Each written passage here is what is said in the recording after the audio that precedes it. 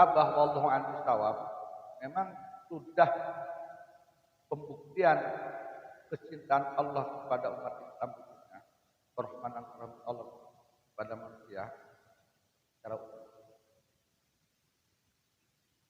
bahwa itu sepertinya Allah Ta'ala ingin menjelaskan bahwa dalam dunia Islam itu ada ilmu zahir dan ilmu batin. Maka ilmu zahir ini diwakilkan oleh Allah Ta'ala kepada Imam Al-Ghazali Al-Hirah, tasawuf akhlak. Artinya itu lebih kepada penyempurnaan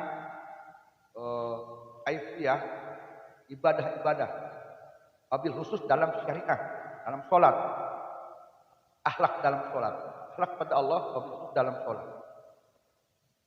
Syariahnya rapi dalam sholat, dalam puasanya sesuai dengan kaifiyah.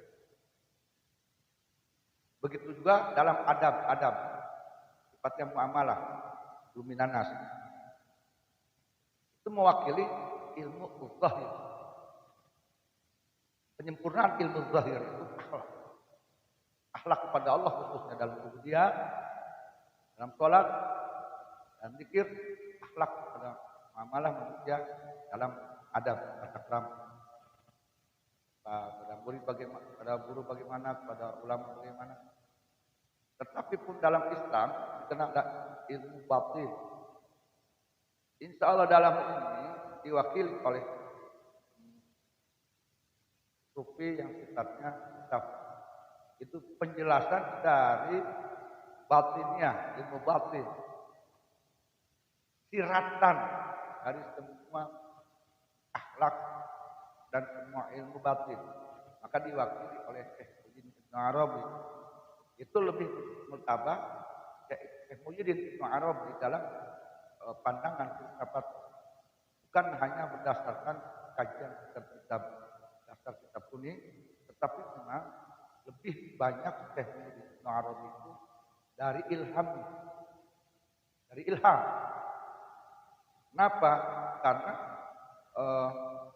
ketika seseorang dia mengamalkan ilmu Allah Ta'ala, praktekkan Allah Ta'ala, ibadah-ibadah sempurna, maka menurut Rasulullah itu akan diberinya ilmu kasyaf, bahkan naik pada bahkan lebih dari dunia pada wahyah. Kayaknya ini jadi Ibnu Arabi ada 3 unsur di situ: kasyafah, dunia, wahyah. Itu menjelaskan tentang siratan dalam tersurat, menjelaskan mutiara akhlak lahiriah, akhlak ya, tasawuf akhlak ya, itu dijelaskan mutiaranya oleh Syekh Muhyiddin Ibnu Arabi. Maka lahirnya itu tasawuf filsafat, ya, itu rincian. Artinya di situ seperti halnya mengapa orang itu harus sholat, bagaimana hikmah ketika seorang sholatnya sempurna, hikmah seorang ketika zikirnya sempurna, hikmah seorang beradab yang baik pada Allah, pada makhluk. Itu dijelaskannya oleh Syekh Muhyiddin Ibnu Arabi. Itu lahir tasawuf syafa, perpaduan antara zahir dan batin. Maka lengkaplah, makin sempurnalah agama Islam. Sudah masuk sempurna oleh Rasulullah, maka kesempurnaan agama Islam ini dijelaskan oleh 2 waliullah tersebut, Imam Al-Ghazali dari sisi zahiriyah akhlak, tasawuf akhlak ya, dan batinnya pun harus ada yang menjelaskan lagi. Siapa? Ya ditanya Allah Ta'ala dalam ilmu tasawuf al-sifah. Siapa? Syekh Muhyiddin Ibnu Arabi. Sehingga umat Islam ini makin memahami bahwa sempurnanya agama Islam yang dikatakan sempurna oleh Allah Ta'ala kepada Rasulullah Muhammad SAW. Itu bentuk penyempurnaan agama. Gitu, ya. Keduanya penting.